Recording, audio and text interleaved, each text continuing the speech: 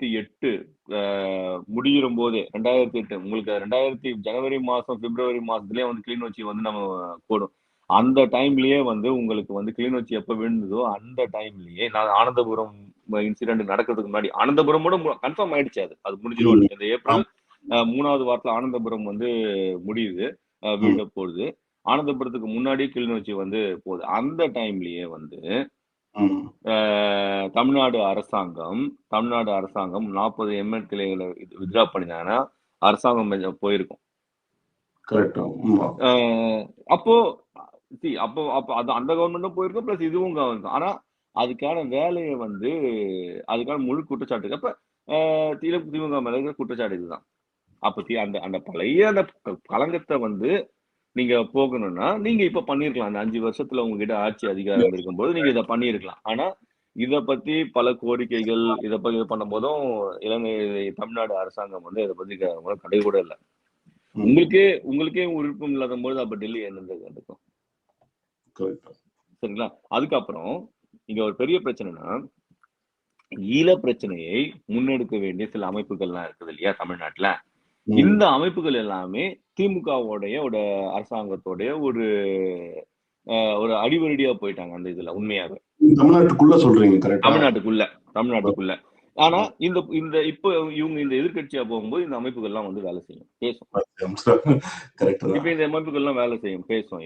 இப்போ அதுதான் இங்க வந்து தமிழர்களுடைய அது சாபக்கேடான்னு தெரியல. தமிழீழ பிரச்சனை வந்து அது வந்து பொது பிரச்சனையா இருக்கணும். இந்த அமைப்புகள் தான் இதை எடுக்கணும். இவங்கதான் இப்ப வந்து மே 17 தான் எடுக்கணும், இல்ல மத்த அமைப்புகள்ல மகாயிகா இவங்க பேசுவாங்க, இல்ல வைகோ தான் எடுக்கணும், சீமான் தான் எடுக்கணும்னா அப்படி போயிடக்கூடாது. இது ஒட்டுமொத்த அது வந்து அது ஒட்டுமொத்த சமூக பிரச்சனை. அது எல்லாத்துக்கும் தேவையான அதை போகணும். இப்ப இந்த அமைப்புகள் எல்லாமே வந்து என்ன பண்றாங்கன்னா திமுக அரசு ஒருத்தர் வந்து இதை பத்தி பேசல, ஒருத்தர் வந்து பேசல. இப்போ இது எல்லாமே தான் இதுக்கு காரணம். இந்த நம்ம கிட்டத்தட்ட நான் வந்து பேக் டு ஸ்கொயர்னு கூட சொல்ல மாட்டேன். பேக் டு ஸ்கொயர் இருந்தா கூட நம்ம எந்த இடத்துல திரும்ப தொடங்குறோமோ அங்க போகணும். ஆனா அதை விட பின்னாடி போயிருக்கு, நிறுத்து போயிருக்குது. போன 2025 அக்டோபர்ல கொண்டு வந்த அந்த தீர்மானம் வந்து ஒரு அயோக்கியதனமான தீர்மானம்.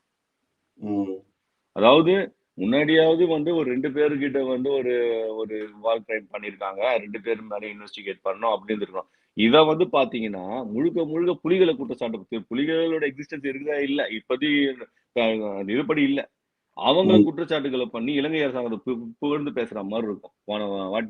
போன வருஷம் அது செப்டம்பர் அக்டோபர்ல கொண்டு வந்த தீர்மானம் வந்து. ஆனா வேடிக்கை என்னன்னா எந்த மேற்குலக நாடுகள் வந்து இந்த தீர்மானத்துக்கு 2014லயே 11 தீர்மானம் கொண்டு வந்தாங்க, முதல் தீர்மானம் கொண்டு வந்தாங்கல்ல, அது ஒரு இண்டிபெண்டன்ட் மெக்கானிசம் வேணும், அக்கௌண்டபிலிட்டி இருக்கணும், அதெல்லாம் மேற்குலக நாடுகள் ஸ்பான்சர் பண்ண அந்த ரெசல்யூஷன் கூட அதே மேற்குலக நாடுகள் தான் வந்து போன ரெசல்யூஷன் இந்த 15 வருஷத்துல முன்னேற்றம்னா இதுதான்.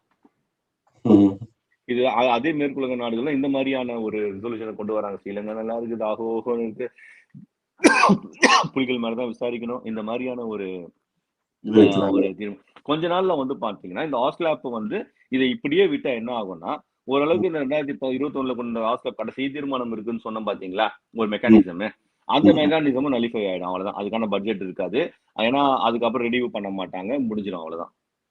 இப்ப இன்னொரு விஷயம், இப்ப நீ இலங்கை இப்ப 2009 நடந்த ஈழப்போருடைய அந்த கடைசி நாளுக்கு அப்புறம் பாத்தீங்கன்னா இன்னைக்கு இலங்கையோட சிச்சுவேஷன், இன்னைக்கு இலங்கையுடைய ஆட்சி மாற்றம், பேங்க்ரப்ட் ஆனது. ஸோ அவங்க வந்து நிறைய பலவீனமான ஸ்டேஜ் தான் இருக்காங்க.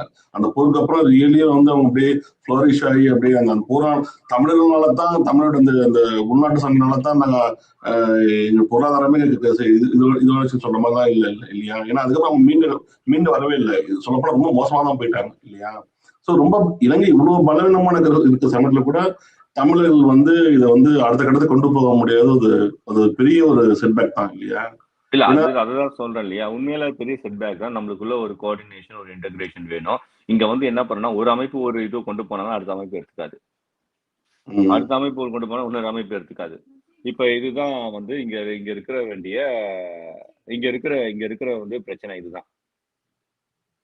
அப்போ இது முதல்ல நம்ம இங்க ஃபிக்ஸ் பண்ணிக்கணும். இப்ப சொல்லிட்டு நம்ம 2009 இருந்து 2025, 26 வரைக்கும் என்ன ஸ்டாண்ட்ல கொண்டு போயிருக்கோம், என்னென்ன தீர்மானங்கள், என்னென்ன கொண்டு வந்திருக்காங்கன்னு, என்னென்ன தீர்மானங்கள் என்னென்ன கொண்டு வந்திருக்காங்கன்னு நம்ம வந்து பார்த்துட்டோம். ஆனா அந்த தீர்மானங்கள் இன்னும் எப்படி வந்து வாட்டர் டவுன் ஆக போறதுன்னு நம்மளுக்கு தெரியும். அப்ப இத வந்து ஃபிக்ஸ் பண்றதுக்கு நம்ம வந்து ஒரு ஸ்ட்ராட்டஜிக்கலான சில விஷயங்கள் பண்ணணும். இப்ப தமிழ்நாடு இப்பயாவது இப்பயாவது வந்து நம்ம இப்பயாவது வந்து நம்ம வந்து ஒருங்கிணைந்து ஒரு சர்வதேச அரங்கத்திற்கு ஒரு ப்ரெஷர் கொடுக்குற அளவுக்கு தமிழ்நாடு கவர்மெண்ட் நம்ம வந்து ப்ரெஷரைஸ் பண்ணணும்.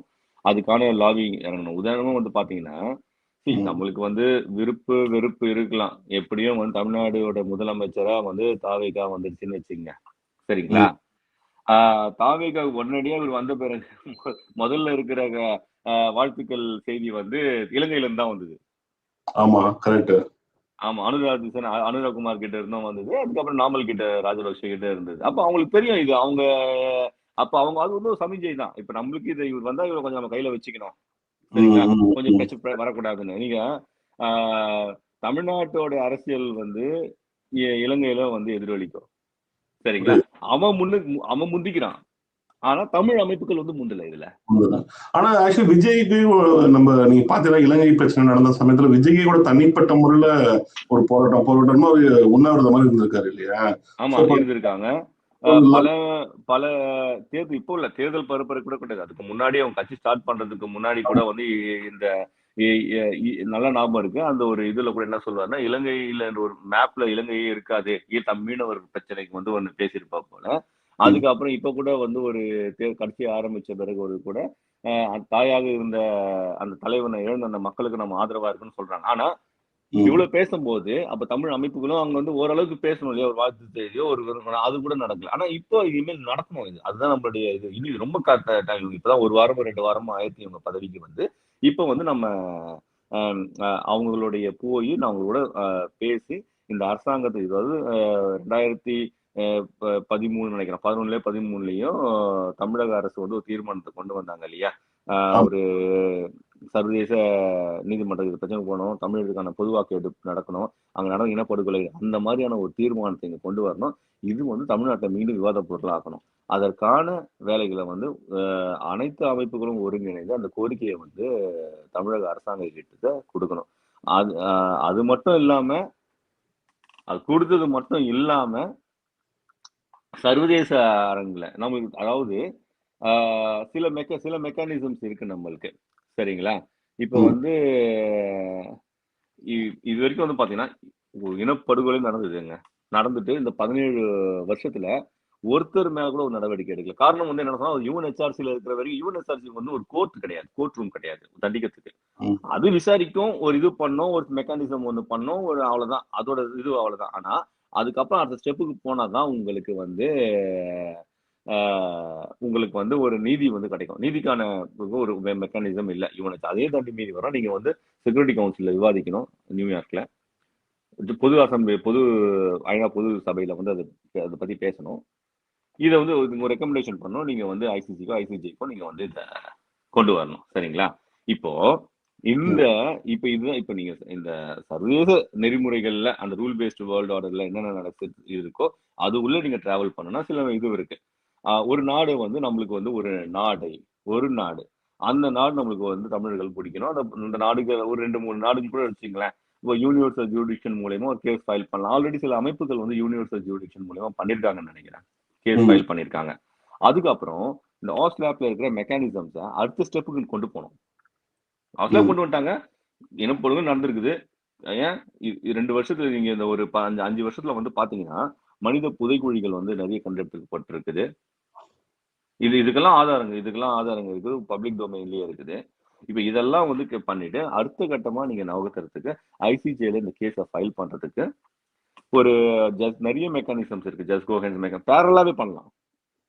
பேரலாவே பண்ணா ஒண்ணு ஒரு ஆதாரமா எடுத்துக்கலாம்.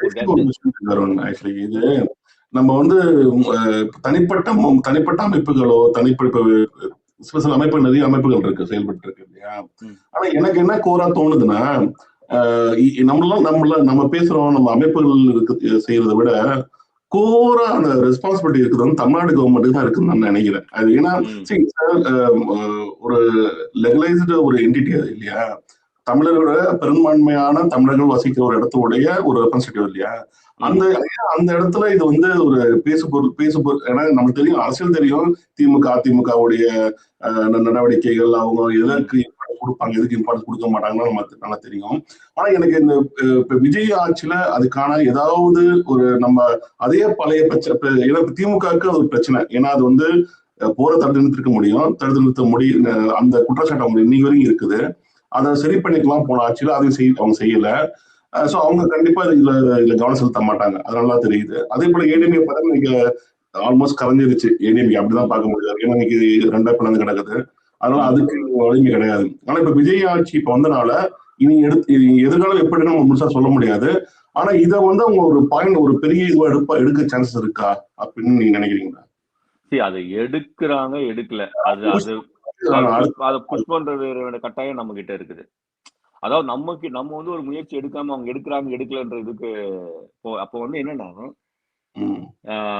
இது இந்த பிரச்சனை வந்து இன்னும் உயிர்ப்போட இருக்குது. தமிழகத்திலையும் தமிழ்நாட்டிலையும் டயஸ்போராலையும் இது இருக்கு. அப்ப அவங்க கிட்ட ஒரு அழுத்தம் வருது. அப்ப அந்த அழுத்தம் வந்து சரி சாய்ப்பாங்க கண்டிப்பா. சரிங்களா? இன்னைக்கு ஓரளவு அன்னைக்கு இல்லாம இருந்தா கூட இன்னைக்கு வந்து ஓரளவுக்கான சில பாராளுமன்ற உறுப்பினர்கள் வந்து நம்மளுக்கு கனடால, யூகேல இருக்கிறாங்க. சரிங்களா? ஆஸ்திரேலியால இருக்கிறாங்க. இந்த நம்மளுக்கு ஒரு ஆதரவும் இருக்குது. அதே போல நீங்க நார்த் கேரளால வந்து 2-3 அதாவது காங்கிரஸ் மேன் வந்து சில தீர்மானங்களையும் கொண்டு வந்திருக்காங்க. சரிங்களா? அப்போ நீங்க ஒண்ணு கவனிக்கணும். இப்ப இதெல்லாம் வந்து இருக்கும் பொழுது அப்ப தமிழ்நாடு அரசாங்கத்துக்கு நீங்க புஷ் பண்ணலாம். தமிழ்நாடு அரசாங்கமுக்கும் இதை ஒன்று கவனிக்கும். இது மாதிரி நீங்க என்ன பாக்குறீங்கன்னா, இன்னைக்கு வந்து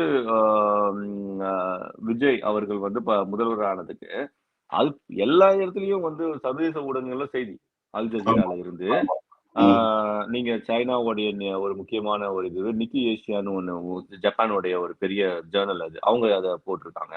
அதுக்கப்புறம் இந்த Bloomberg, New York times, Washington post, BBC, இதை எல்லாமே டிஆர்டி வேர்ல்டு, இதெல்லாம் எல்லாத்தையும் இவங்க வந்து பண்ணியிருக்காங்க. அதாவது அது வந்து இவர் பதவியேற்று பெருசா அது கூட இல்லை. என்னன்னா ஒரு key economical state India, Tamil Nadu சொல்றீங்க. ஆமா. இந்த பதவியேற்பு விழால வந்து பாத்தீங்கன்னா இது சிங்கப்பூருடைய பல தூதர்கள் வந்திருக்காங்க. சென்னையில இருக்கிற தூதர்கள் பதவியேற்பு விழா வந்திருக்காங்க. மலேசியால இருந்து, சிங்கப்பூர்ல இருந்து, இலங்கை தூதரகத்துல இருந்து பல தூதர்கள் அதிகாரம். வெறும் தூதர்கள் அதிகாரம் மட்டும் எடுத்துக்கூடாது, அது ஒரு டிப்ளமேட்டிக் சேனல். அது ஏன் இவங்க வரணும்? சரி, வந்திருக்காங்க. ஏன்னா இன்னைக்கு வந்து ஒரு கிட்டத்தட்ட பொருளாதார ரீதியாகவும் பாத்தீங்கன்னாலும், பூகோள அரசியல் ரீதியா பாத்தீங்கன்னாலும் இலங்கையோட தமிழ்நாடு தான் முக்கியம். இலங்கையில ஒட்டுமொத்த நீங்க ஒட்டுமொத்த வர்த்தக இது வந்து பாத்தீங்கன்னா கூட ஒரு $100 பில்லியன், $150 பில்லியன், அவ்வளவுதான், 200 கூட தாண்டல. ஆனா இவங்க வந்து கிட்டத்தட்ட $450 பில்லியன் கிட்ட இவங்க வந்து இவங்களுடைய எக்கானமி வந்து பொருளாதாரம், தமிழ்நாடோட பொருளாதாரம் இருக்கு. இரண்டாவது டெமோகிராஃபி. அந்த டெமோகிராஃபி ஸ்கில்ஃபுல்லான டெமோகிராஃபி. அது ஐடி செக்டர் மட்டும் கிடையாது, நீங்க மேனுஃபேக்சரிங் இண்டஸ்ட்ரி எடுத்துக்கினாலும் சரி. பெரிய ஒரு ஹியூமன் ரிசோர்சஸ் இருக்கிற வந்து ஒரு முக்கியமான இடம். அதனால நிறைய திட்டங்கள்லாம் வந்து இங்க இதை நோக்கி வருது. அது மட்டும் இல்லாம அது ஜியோகிராபிக்கல் லொகேஷன், உங்களுக்கு டிரான்ஸ்போர்டேஷனுக்கும் மார்க்கெட்டிங்க்கும் அந்த சப்ளை செயினுக்கான ஒரு முக்கியமான ஒரு அமைப்பு, அதுவும் இலங்கையில இருக்கு. ஆனா நீங்க அந்த டெமோகிராஃபி, ஹியூமன் ரிசோர்சஸ், அந்த ஜியோகிராஃபி, இந்த காம்பினேஷன் வந்து இங்க அதிகமா இருக்கிறதுனால இங்கதான் ப்ரிஃபரன்ஸ் பண்ணணும். அப்ப தமிழ்நாடு நினைச்சா தமிழ்நாடு அரசாங்கம் நினைச்சு இங்க ஒரு அன்சர்டன் சிச்சுவேஷன் கொண்டு வந்தா அது உலக நாடுகளை பாதிக்கும். இப்ப இந்த உலக நாடுகளை பாதிக்கப்படும் போது எப்ப நாங்க உங்ககிட்ட நீங்க பண்றோம், நீங்க வந்து என்ன ஃபர்ஸ்ட் சோலாரோட ப்ராஜெக்ட் வந்து நீங்க கொண்டு வரீங்க, அமெரிக்காவோட ப்ராஜெக்ட் நீங்க கொண்டு வரீங்க, நீங்க கொண்டு வந்தாங்க. அப்போ வந்து நம்ம இந்த டிமாண்ட் வச்சிருக்கணும். எனக்கு பெரிய கமிஷன்ஸ் எல்லாம் எதுவும் வேணாம், பக்கத்துல வந்து ஒரு இன அழிப்பு நடந்திருக்கு, அதுக்கு நீங்க வந்து ஒரு ஐநா பாதுகாப்பு கவுன்சில்ல தமிழர்களுக்கு தேவையான நீதியை கொண்டு நீங்க ஒரு தீர்மானம், ஒரு விவாதத்தை கொண்டு வாங்க, போதும் இல்லையா? புரியுது. ஆக்சுவலி நீங்க சொல்றது எனக்கு எப்படி புரியுதுன்னா, இது வரைக்கும் சான்ஸ் இல்ல. இப்ப ஏன்னா அதிமுக அரசாங்கமோ இல்ல திமுக அரசாங்கம் பண்ண சான்ஸ் இல்ல. சோ அவங்களுக்குலாம் நம்ம திங்கே பண்ண முடியாது. எனக்கு என்ன விஜய் அரசாங்கத்துல அதுக்கான வாய்ப்புகள்லாம் நிறைய இருக்கிற மாதிரி தான் தெரியுது இல்லையா? ஆனா எனக்கு என்னன்னா இவர் வந்து இந்த லைக்கா கூட ஒரு சிங்கிள்ல பாத்தீங்கன்னா ரொம்ப க்ளோஸா இருந்தாரு அவங்க கூட எல்லாம் இல்லையா? சோ அதனால அதான் செய்ய விடுவாங்களா அப்படின்னு எனக்கு ஒரு கேள்வி இருக்கு. அது செய்ய விடுவாங்களான்றதுக்கு வந்து நீங்க வந்து போன இந்த ஸ்டேஜ் ஆக்டர்ஸ், இந்த ஸ்டேட் ஆக்டர்ஸ் இருப்பாங்க இல்லையா, பியூரோக்ராட்ஸ், இவங்க தான் ஸ்டாப் பண்றது. இவங்கள அவங்க வைக்க வேண்டிய இடத்துல மட்டும் வச்சுட்டா போதும் இவங்கள. அவ்வளவுதான். அதாவது நீங்க என்னதான் நீங்க அரசியல் கட்சிகள் வந்தாலும் இவங்களை ஃபுல்லா வழி நடத்துறது வந்து இந்தியன் அந்த அட்மினிஸ்ட்ரேட்டிவ் சர்வே. அதுதான் அது முழுக்க வந்து அந்த இந்தியாவுடைய அந்த யூனியன் அந்த டெல்லியில இருந்து தான் ஆப்ரேட் ஆகும். அவங்களுக்கு தான் இன்ஸ்ட்ரக்ஷன்ஸ் எல்லாம் வரும். அது சரிங்களா? அப்ப அவங்க எல்லாமே வந்து பாத்தீங்கன்னா முழுக்க ஒரு ஸ்டேட்டுக்கான சவர்னிட்டியை பத்தி பேச மாட்டாங்க. ஒரு அதிகார திமிரோட தான் இருக்கும். அது நீங்க அதனாலதான் நான் திருப்பி சொல்றது, இந்த ஐஏஎஸ் ஐபிஎஸ் அந்த அட்மினிஸ்ட்ரேட்டிவ் ஐஎஃப்எஸ் இந்த சிஸ்டம் இருக்கு பாத்தீங்களா, அது இருக்கிறதுலயே அது வந்து இந்திய ஒட்டுமொத்த இந்தியாவுக்குமே அது ஏன் ப்ராஸ்பரா அந்த நாடு கொண்டு போக முடியலன்னா அது இந்த சிஸ்டம் தான் காரணம். அது வெள்ளக்கார டைம்ல வந்து அதை வந்து கலோனியல் இதுல வந்து கிரியேட் பண்ண ஃப்ரேம் ஒர்க் இது. இந்த ஃப்ரேம் ஒர்க்கை அடிப்படையில இருந்து தூக்கணும். அது எப்படி? அதாவது ஒரு அதிகாரி அரசியல்வாதிகளுக்கே நீங்க வந்து கட்டுப்படுத்துற ஒரு அதிகாரம் மிக்க ஒரு பதவி. இந்த பதவி வந்து எப்படின்னா இது மொனார்கி மாதிரி இருக்குது. இந்தியா கலோனியல் காலத்துல இருந்து ஒருத்தன் இருப்பான், ஃபாரின் செக்ரட்டரியா இருப்பான், பையன் வருவான், பேரன் வருவான், இப்படிதான் நடந்துட்டு இருக்குது. இது